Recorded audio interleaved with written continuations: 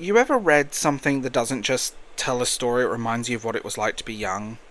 Not childhood, that weird in between stage where your entire personality could change because of a conversation, one hobby, one person paying attention to you for 5 minutes after school. That's what Destroy All Humans They Can't Be Regenerated feels like to me.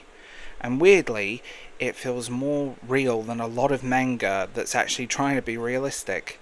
I'm Darth James, welcome to this episode. Like, sub, tell me what you think in the comments below, and remember you can support this channel with memberships and Patreon. There we go. That's the retention bit out the way. Let's just get into the weird, awkward teenage stuff, shall we? There's something this manga understands about teenagers, about teenage life, that so many coming of age stories completely miss. It understands scale. Not the physical scale, emotional scale. Because you're a teenager, when you're that young, everything feels enormous, but it's not enormous. The world isn't big. It, it's not enormous because you haven't had enough life experience to compare it to anything else. So your world is incredibly small, incredibly intense, all at the same time. A conversation after school can be life-changing. A bad day can feel apocalyptic. A crush can feel like destiny. A hobby becomes your entire identity for 6 months. And Destroy Humans They Can't Be Regenerated captures that feeling painfully well. And there's no big grandiose emotional speeches. There's no melodrama, it's just ordinary moments. That's the magic of it. Yes, that was a pun. And obviously, this manga is so heavily tied to Magic the Gathering. The game is everywhere. The cards, the tournaments, the decks, the rivalries, the tiny arguments that somehow feel like, I don't know, international political dispute when you're 15. But the important thing is, this is not a manga about a card game. The cards here are used as social gravity, pulling these people together. That's all. There are great battles, there's all of this stuff going on, but it's the thing giving structure to the lives, anyone's life during this strange period where you're trying to become a person, but don't really know how to yet. And honestly, that's why this manga works, even if you've never touched a trading card game in your life. Because most people had something. Maybe it was a card game, maybe it was music, maybe it was an online gaming forum, soccer, anime clubs, bookshops, hanging around outside convenience stores doing absolutely nothing for 5 hours. Whatever it was, we all had those spaces where we slowly built ourselves out of awkward conversations and shared interests. Those temporary little worlds that felt so permanent at the time. That's what this manga reminds me of the most. It's not even, it's not the events themselves, it's the atmosphere.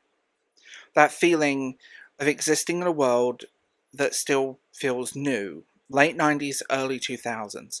The setting helps massively with that too. There's a warmth to it. Not romanticised nostalgia, not the fake internet version where everybody pretends the past was magically perfect.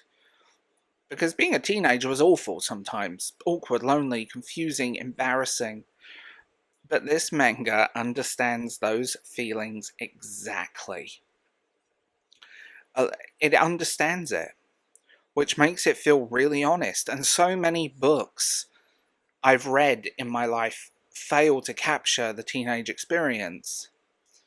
It remembers that being young was both beautiful and emotionally exhausting.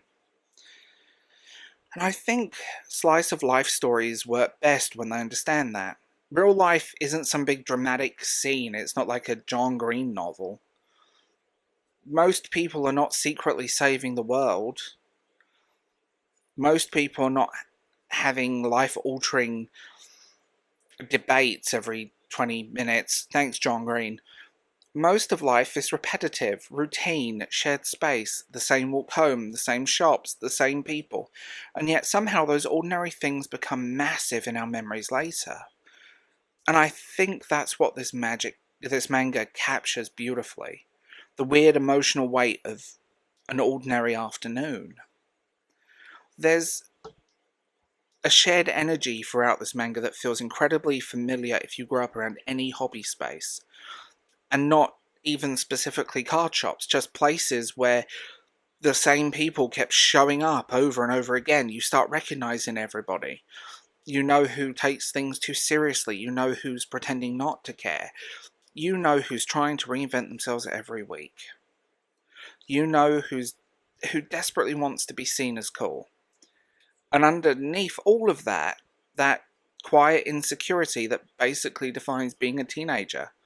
Everybody is performing confidence while internally panicking.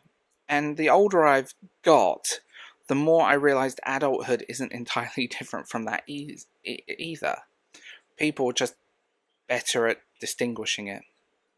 One of my favourite things about Destroy Humans They Can't Be Regenerated is how it understands boredom. And I mean that as a compliment. A lot of modern storytelling is scared of boredom. Everything has to be constantly escalating, constant twists, constant stimulation. But real teenage life had huge stretches of absolutely nothing happening. And somehow those moments become the memories you keep forever. Sitting around after school talking about complete and utter nonsense. So watching somebody sort cards for 20 minutes straight. Walking somewhere with friends for no reason other than you didn't want to go home yet. And while it feels really insignificant when you're younger, during those years later, those moments hit you harder more than the important stuff, whatever the important stuff is, because they were real. That's probably why this manga feels strangely emotional without constantly trying to force emotion into you.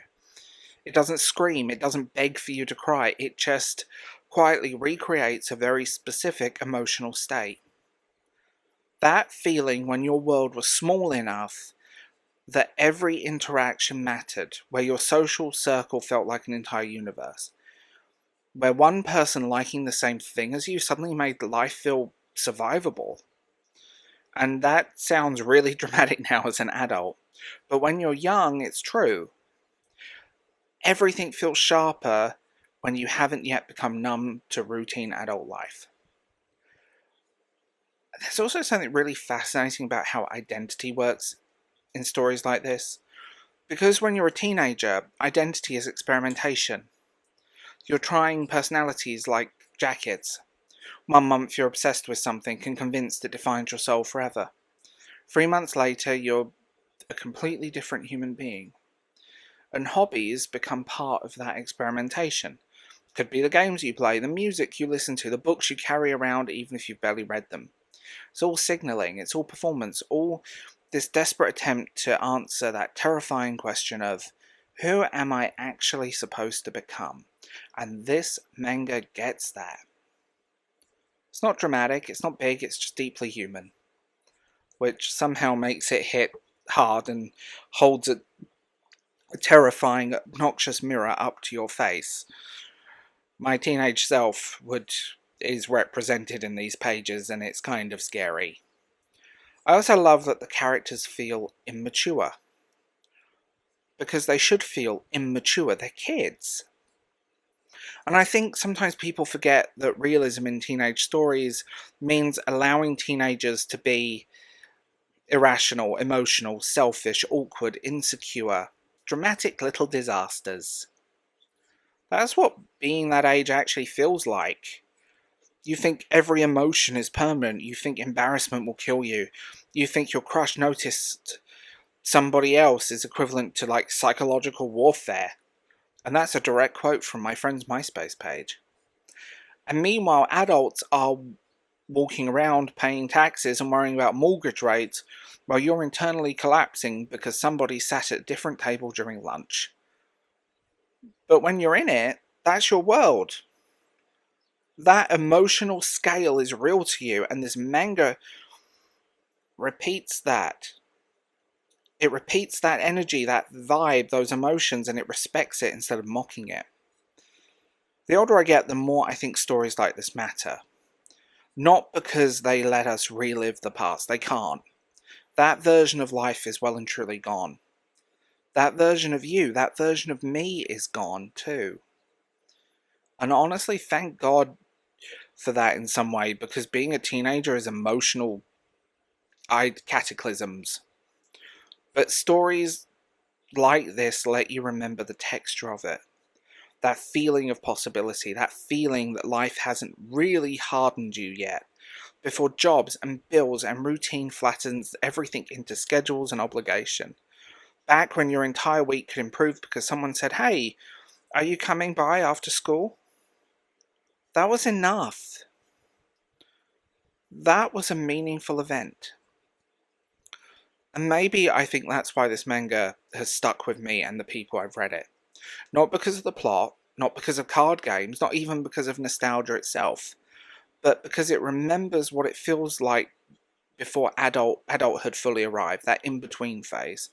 That strange period where friendships formed around shared spaces instead of calendars, where identity was still flexible, where emotions were oversized, where ordinary days still had the ability to feel enormous. And the weird thing is, you usually don't realise those are the days you'll miss until years after they're already gone. So no, I don't really think this manga is about Magic the Gathering.